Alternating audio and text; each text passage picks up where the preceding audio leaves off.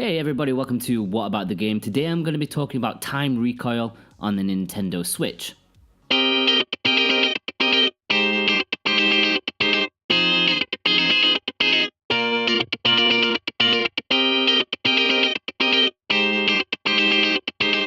Before we get into the review, please consider clicking that subscribe button.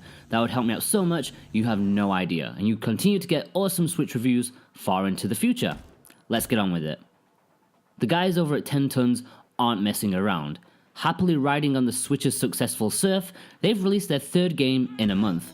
Following on from Neochrome and Judge, Time Recoil is yet another twin-stick shooter. Even I, admittedly, went into the game in a very cynical mood. I knew it was just going to be another reskin of the previously mentioned games, and as nice as they may be, I couldn't help but feel like this would be a step too far, almost taking the piss levels of cheek by reusing assets and mechanics. So yes, even when downloading the game, I was thinking how could I review it without a jaded mind. I'd reviewed Judge, which I thought was decent. My good friends over at Switchwatch reviewed Neon Chrome, which you guys should check out. How could this be any different? Well, I was pleasantly surprised to find the fact that, actually, I rather enjoyed this quite a lot more than Judge. The story here is actually a lot more involved, and the linear narrative presents the 10 Tons team a chance to show some skills in the writing department. Something they've avoided so far as I can tell. It tells of a future in ruin thanks to the misadventures of Mr. Time, whose manipulation of time has caused destruction and a world bowing down to him. You play as a woman with a strange affinity for the unusually dangerous act of time traveling. As part of a resistance group, you travel to the past to change the present day. What I was impressed with was just how it didn't take the idea of the consequences involved in time traveling lightly. It takes the whole grandfather theory into the game and it involves it in the story. If you go back on a mission to kill somebody, the people in the present day don't know who you're talking about anymore. I didn't find the story particularly compelling overall, but it was nice that they actually tried, and I did sort of enjoy it. Cutscenes and dialogue are kept short, so you're never too far away from action. As far as the controls go, it's pretty simple. You move with the left analog stick, aim with the right, and fire your gun with ZR. That's pretty much it apart from your special moves, which you can earn by comboing bad guys together.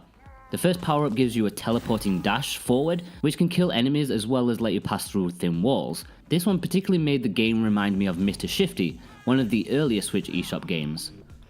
The next one is similar to the first but with a much wider range. Then you have a bomb that you can plant even in rooms that you're not in, and you can even get one that stops time almost completely for a few seconds. They're all really fun to use and useful too. In fact, some levels can't be completed without them, meaning at times, if you don't get a high enough combo, you may not be able to complete the level. This is where it felt a little unfair, as they're not always the easiest thing to do sometimes.